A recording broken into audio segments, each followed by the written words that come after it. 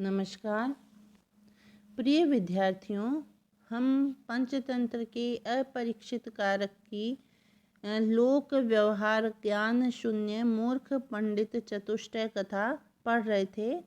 हमने ये अब तक पढ़ा कि जो सुवर्ण सिद्धि है वह चक्रधर को ये कथा सुना रहा है कि जो शास्त्रों में कुशल होते हैं लेकिन लोक व्यवहार के ज्ञान से शून्य होते हैं, वे सभी इस जगत में हंसी के पात्र बन जाते हैं। तो इसी कहानी के तहत सुवर्ण सिद्धि ने चक्रधर को बताया कि 4 मित्र थे। उन्होंने ज्ञान अर्जन तो पूरा कर लिया, सभी विद्याओं में वे पारंगत हो गए, लेकिन लोक व्यवहार के ज्ञान से वे शून्य थे। इसी क्रम में उन्होंने एक गधे को ऊंट के गले में बांध दिया था, जिससे कि जो गधे का मालिक है वह धोबी उनके पीछे उनको मारने के लिए दौड़ा। वह वहाँ से बचकर भाग निकले और फिर वहाँ से वह थोड़ी दूर ही आगे जाने पर उन्हें एक नदी मिली। नदी में एक पलाश का पत्ता तैरता हुआ आ रहा था। यहाँ तक हमने पिछले वीडियो में देख लिया था। उसके आगे की कथा अब हम पढ़ेंगे। तो यावद अग्रे किंचित स्तोकम मार्गम यान्ति, तो आगे वहाँ से वह कुछ ही मार्ग पे चले थे। तावत काचिन नदी समासादिता, तो वहाँ पर कोई नदी आ गई। तस्या जल मध्ये पलाशपत्रम आयांतम दृष्ट्वा पंडितेन एकेन उक्तम, उसके जल के मध्य में एक पलाश के पत्ते को आया हुआ देखकर एक पंडित ने कहा। क्या कहा देखते हैं। आगमिष्यति यत् पत्रम तद अस्मान् तारयिष्यति, कि जो यह आ रहा है पत्ता आगे, जो वही हमें नदी के पार पहुंचाएगा। जो पत्ता जहाज, ये उसने एक ग्रंथ की एक उक्ति पढ़ी कि तो जो पत्ता यहाँ से तात्पर्य था जहाज या नाव, कि जो पत्ता वहाँ से आएगा वही हमें इस नदी के पार पहुंचाएगा। और उसने उसको केवल उस पत्ते से ही अर्थ ले लिया। एतत् कथयित्वा, ऐसा कहकर, तत्पत्रस्य उपरि पतितो, तो उस पत्ते के ऊपर वह गिर गया, उसके पत्ते पर पैर रखने लगा। यावद नद्या नीयते, तो और उसी दौरान उसे वो जो नदी है वह उसको अपने साथ बहा ले गई। तो तावत नियमानम अवलोक्य अन्येन पंडितेन केशांतम गृहीत्वा उक्तम, तो तावत यानी उस समय उसको ले जाते हुए, जब नदी ले जा रही थी, जल का प्रवाह उसे अपने साथ ले जा रहा था, तो ऐसा देखकर अन्येन पंडितेन, दूसरे पंडित ने उसके केशों के अंत भाग को पकड़ लिया और उक्तम कहा कि सर्वनाशे समुत्पन्ने अर्धम त्यजति पंडितः अर्धेन कुरुते कार्यम सर्वनाशो ही दुहुसः, कि सर्वनाशे समुत्पन्ने, जब संपूर्ण ही नाश सामने आ जाए, सभी का संपूर्ण नाश ही होने वाला हो, तो अर्धम त्यजति पंडितः, जो पंडित होता है वह आधे को छोड़ देता है। तो संपूर्ण का नाश होने लगे तो पंडित को चाहिए कि आधा भाग छोड़ दे। अर्धेन कुरुते कार्यम, आधे से ही वो अपना काम निकाले। सर्वनाशो ही दुहुसः, क्योंकि जो संपूर्ण का नाश है वह सहा नहीं जा सकता, इसलिए जहाँ संपूर्ण का नाश हो रहा हो वहाँ आधे को छोड़ देना चाहिए, यदि संपूर्ण का नाश होने से बच जाए तो। इत्युक्त्वा, ऐसा कहकर, तस्य शिरश्छेदो विहिते, उसके सिर का छेदन कर दिया, ऐसा कहकर उसका सिर काट लिया। यानी जो उसका मित्र पानी में बह रहा था उसको ऐसा कहा कि ये पूरा ही बह जाएगा, इससे अच्छा इसका सिर रख लेता हूँ, ऐसा कहकर उसने उसके सिर को काट कर रख लिया। देखिए कितनी मूर्खता यहाँ दिखाई गई है कि जो हमने, अगर हम केवल शाब्दिक अर्थों का ही मतलब उसको शाब्दिक अर्थ ही अगर हम ग्रहण करें तो हम अर्थ का अनर्थ भी कर सकते हैं। हमें जो भी ज्ञान है, जो भी कहा गया है, उसको लोक व्यवहार के परिप्रेक्ष्य में देखते हुए उसका अर्थ हमें समझना चाहिए। तो उसने इसी प्रकार से, उस एक मित्र ने तो पत्ते पे पैर रख दिया जिससे कि वह जल के प्रवाह में बह गया, और दूसरे ने कि भाई आधा बचा लो, पूरे की अपेक्षा तो आधा ही श्रेष्ठ है, ऐसा कहकर उसकी आधी गर्दन ही काट ली। अथ तैश्च पश्चात गत्वा कश्चिदामः आसादितः। तो ऐसा करके वह उसके बाद में वहाँ आगे पहुंचकर वो एक गांव में पहुँचे। तैयपि ग्रामीणैर्निमंत्रिता पृथक पृथक गृहेषु नीताः। और वे जो तीनों मित्र हैं वह भी ग्रामीणों से आमंत्रित होकर पृथक पृथक घरों में ले जाए गए। वहाँ सबने उनको अपने अपने घर में भोजन के लिए आमंत्रित किया। तत् एकस्य सूत्रिका घृतखंड संयुक्ता भोजने दत्ता। फिर उसमें से एक को, जिनको निमंत्रण दिया गया था, तो उनमें से एक को घी चीनी से बनी हुई घृत खंड संयुक्ता, घी और खांड यानी चीनी से युक्त जो सूत्रिका थी, सेवई या जलेबी, वह भोजने दत्ता, भोजन में दी गई। तत्तो विचिन्त्य पंडितेन उक्तम। तो फिर उस पंडित ने विचार करके कहा कि दीर्घ सूत्री विनश्यति। जो दीर्घ सूत्री होता है वह विनष्ट हो जाता है। दीर्घ सूत्री का इसने वैसे तो अर्थ निकलता है कि दीर्घ सूत्री यानी जो अपने कार्य को टालता रहता है, जो दीर्घ सूत्री होता है वह नष्ट हो जाता है, वह उसका कोई भी कार्य सिद्ध नहीं हो पाता और वह विनाश को प्राप्त हो जाता है। यहाँ उसने अर्थ ले लिया कि जिसमें दीर्घ सूत्र हो, लंबे लंबे सूत्र हो, रेशे हो, वह अवश्य ही नष्ट हो जाता है या उसे खाने वाला भी नष्ट हो जाता है। इस प्रकार से उसने अर्थ ले लिया। और एवं उक्त्वा, ऐसा कहकर भोजनम परित्यज्य गतः, भोजन को छोड़कर वहाँ से चल दिया। तो इस प्रकार से उसने क्या किया, केवल अर्थ का ही यहाँ अनर्थ कर दिया। तथा द्वितीयस्य मंडका दत्ता। तो फिर उसमें से जो दूसरा दोस्त था उसको मंडक यानी रोटी फुल्का या जो टिकड़ी होती है, मतलब वो परोसा गया। तेन अपि उक्तम, उसने भी कहा, अति विस्तार विस्तीर्णम तद भवे न चिरायुषम, कि जो ज़्यादा लंबा या चौड़ा होता है तथा उसे खाने वाला भी जो है न चिरायुषम, लंबे समय तक नहीं टिकता, ज़्यादा दिन नहीं टिकता, ज़्यादा दिन नहीं जीता है। तो ऐसा सोचकर सच भोजनम त्यक्त्वा गतः, वह भी भोजन को छोड़कर वहाँ से चला गया।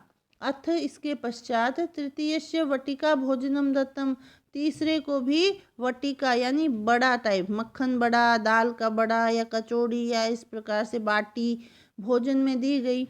तत्रापि पंडितेन उक्त, वहाँ पर भी उस पंडित ने कहा, छिद्रेषु अनर्था बहुली भवन्ति, छिद्रों में जो अनर्थ हैं वो और अधिक बढ़ जाते हैं, यानी जहाँ छिद्र होते हैं वहाँ अनर्थ बढ़ जाते हैं। तो उसकी उस बाटी में, उस भोजन में भी छिद्र बने हुए थे। तो एवं वह भी वहाँ से आ गया, उसने भी वह भोजन नहीं किया।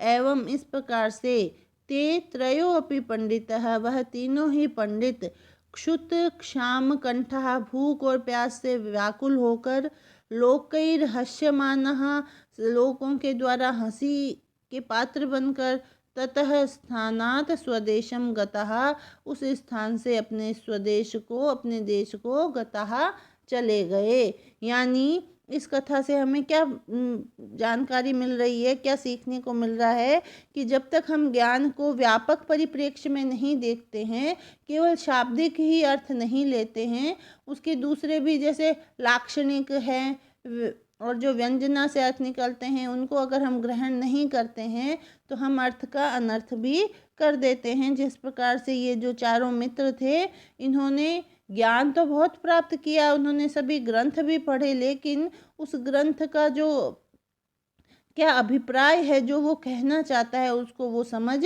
नहीं पाए। तो यहाँ केवल ज्ञान की शुष्कता के कारण ही, केवल बौद्धिक ज्ञान के कारण ही, और उसको कैसे अनुभव में लाया जाए, कैसे जीवन में उतारा जाए, उसका क्या अर्थ है, क्या उसका अभिप्राय है, उसको समझे बिना वे सभी लोगों के हंसी के पात्र बन गए।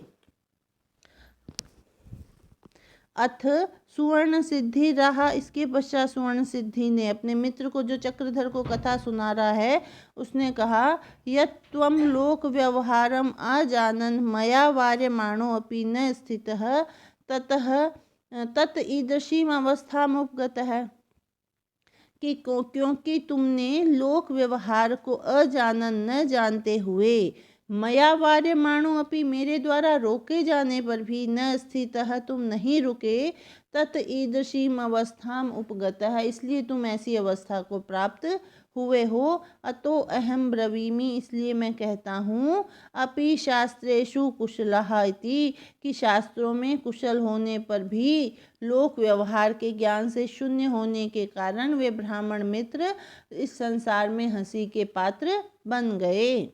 तच्छ्रुत्वा चक्रधर आह ऐसा सुनकर चक्रधर ने कहा, अहो अकारणम एतत् अरे ये तो अकारण अदृश्य के कारण है, जो हमारा भाग्य है उसके कारण है। सुबुद्धयो अपि नश्यन्ति दुष्टदेवेन नाशितः स्वल्पधीरपि तस्मिंस्तु कुले नंदति संततम।